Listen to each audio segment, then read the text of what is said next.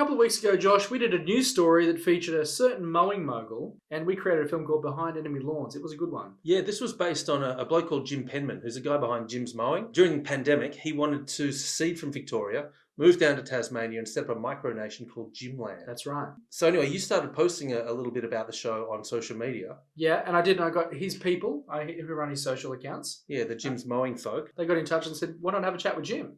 So we decided we'd have the man himself on the show.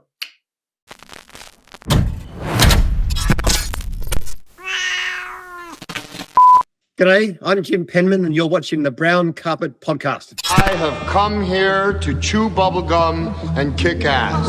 He jumped over 3 linebackers in midair, sprouted endless, like a gazelle. No one laughs at a master of quack fool. Real nice. Many have died from starvation due to the difficulty of finding enough food, such as seals. Shut up! No more Mr. Nice Duck. That's it. Right, Mr. Sitz? What do you make of that? You know, it's the most fantastic story I've ever heard. The Brown Carpet Podcast. It's good to be the king. Welcome to a very special edition of the Brown Carpet Podcast. Today, we welcome on an Australian icon, businessman, entrepreneur, historian, face of Jim's Mowing and owner of Jim's Group, Mr. Jim Penman. Jim, thank you so much for coming on. Yeah, good to be here. I must say an icon is sort of a statue wrapped in gold paint, so I don't know quite whether I fit in that one. But... Mate, it's just a matter of time. Yeah, I guess so. First of all, I got to ask, how is Tasmania? What's life like in Jimland? And is it true what they say? Is it good to be the king? I love to be the king. I love to be the king, yes. And that little adventure didn't go quite the way we... well, it's only a joke, as you know, but it was...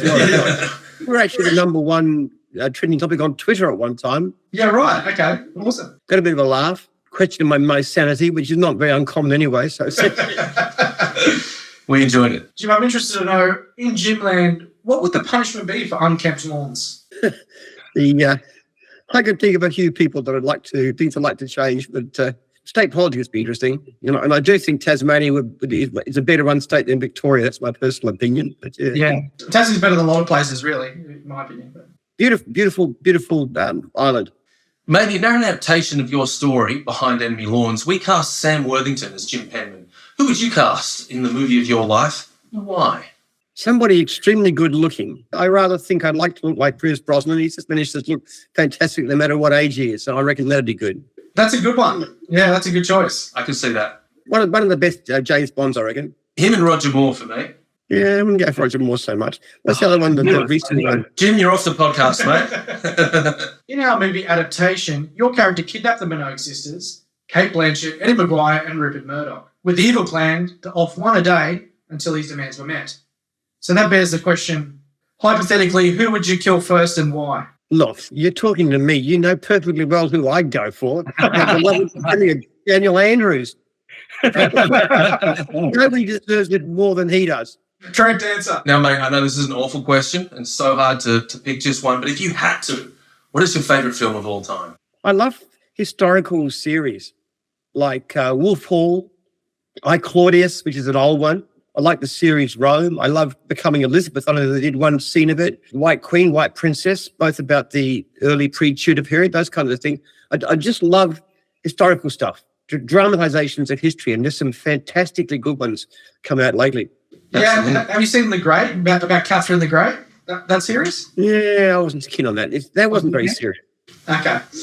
I like ones that at least try and stick reasonably close to what actually happens. I think trying to understand people inside their minds, what they might have been thinking about. You can see somebody in a documentation, even though you've read so much history about them, to actually see them. Have you seen Oppenheimer yet? That's an interesting moral conundrum to put yourself in the shoes of. No, I haven't yet. We're talking about lunchtime with my family, so yeah, I'll see it someday. But being me, I'll probably wait till it comes out on streaming. I'm not a big fan of the cinema. That's 2 strikes, Jim. 2 strikes. Large screen TV, that sounds good to me.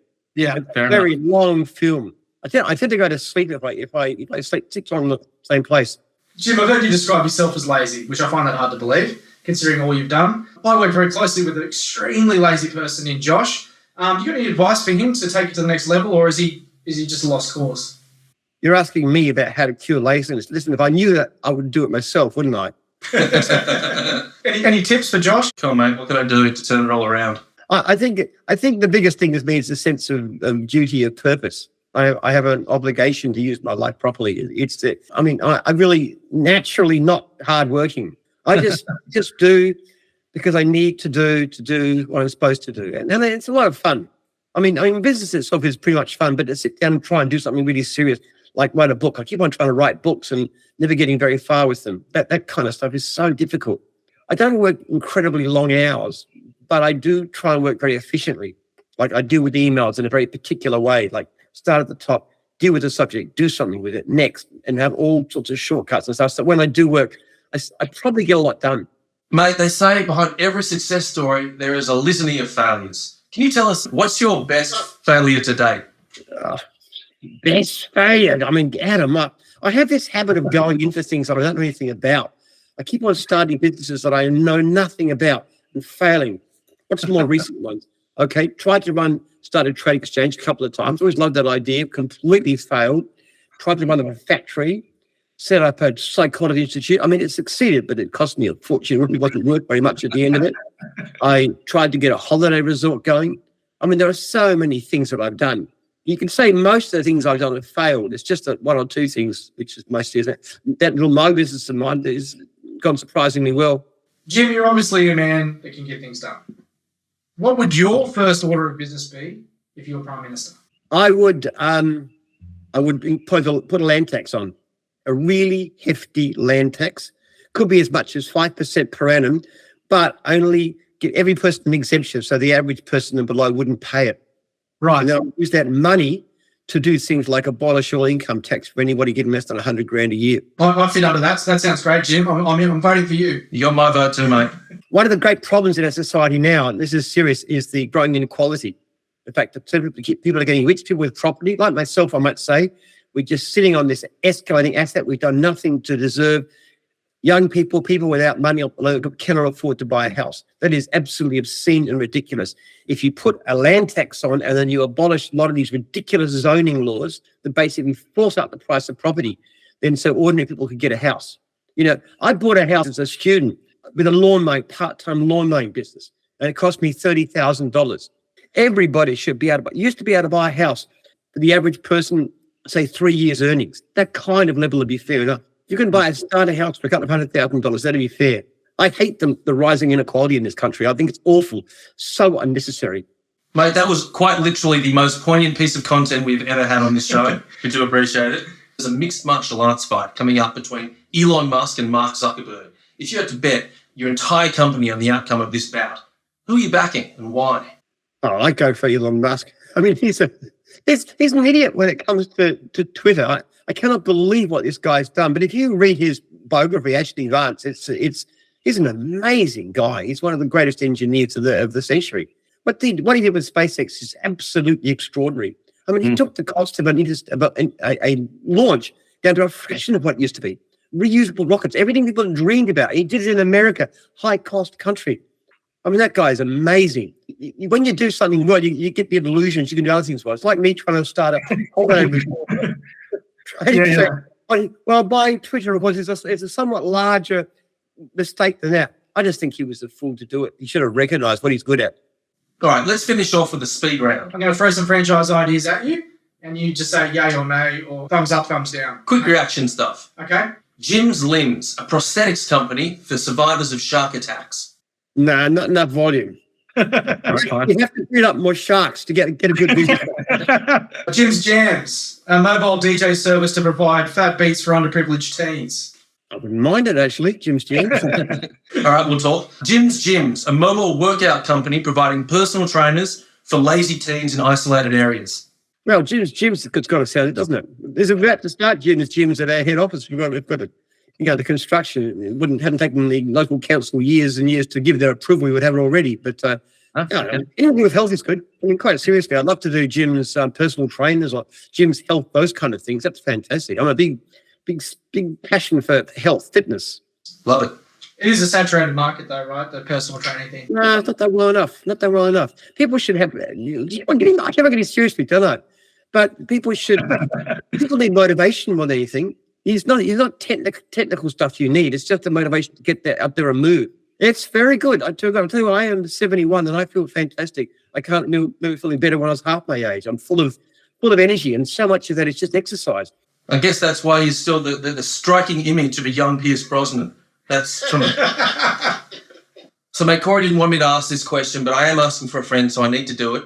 If you were to stumble across the greatest unproduced screenplay of the last 50 years, how keen would you be, on a scale of 1 to 10, to fund the thing and send it into production? Well, I'd love to do it, except like everything else I've ever funded, I don't know about. I'd almost certainly lose my money. So, all right, we'll talk later about that one. I've got a really easy one to finish up on. Ride on or push? Oh, push, Mars. I think I get physically active.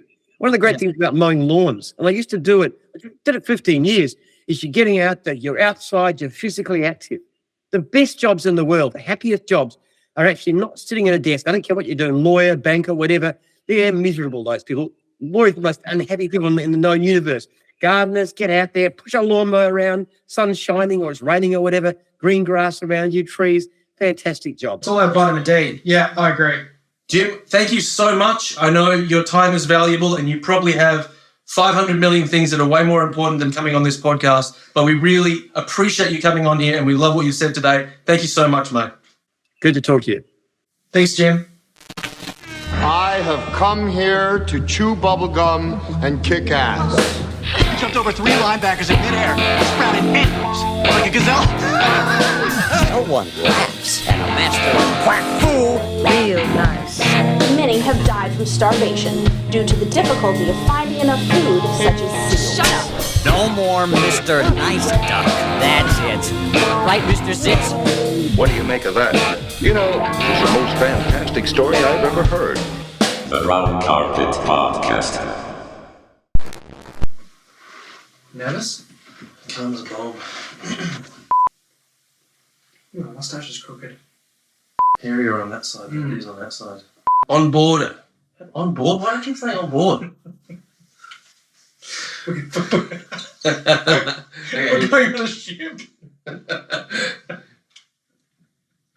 Shut up. So very... Fuck me! You can't even get 2 words out. You know what I mean. I got the giggles now. Oh, you're one of these giggles.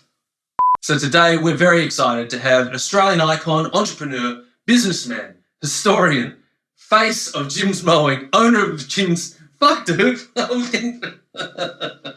owner of the Jim's... Don't talk over me. An Australian icon, historian, entrepreneur...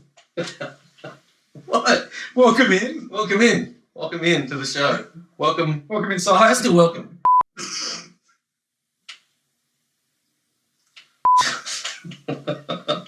Why do I keep saying welcome in? Welcome to a very special... It's not too late to call it some up, is it? It's not happening, Jim. First question, straight off the dome, mate. How is Tasmania?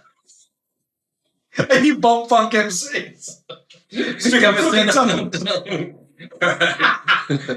First question, mate, that I have to ask. You going to read off the thing? You look down the deck, mate. The whole time. What? Yeah. I feel like you won't. That was gobbledygook. Racist. What would it take? Fuck ya! What is your biggest failure to date? That's such a fucking question. I love it. There's a mixed martial arts match. Missing hoops. Jim's rib. How is things happening in fuck me up the arsehole? Trying to say very good use of the word litany there. I just dropped litany in. I fucking loved it. Yeah, fuck, one of my... Imagine the video came on and he was just naked with an erection. Who do you think came up with chat roulette, boys? Get it out, get it angry. You gonna say nothing? Thanks, Jim. You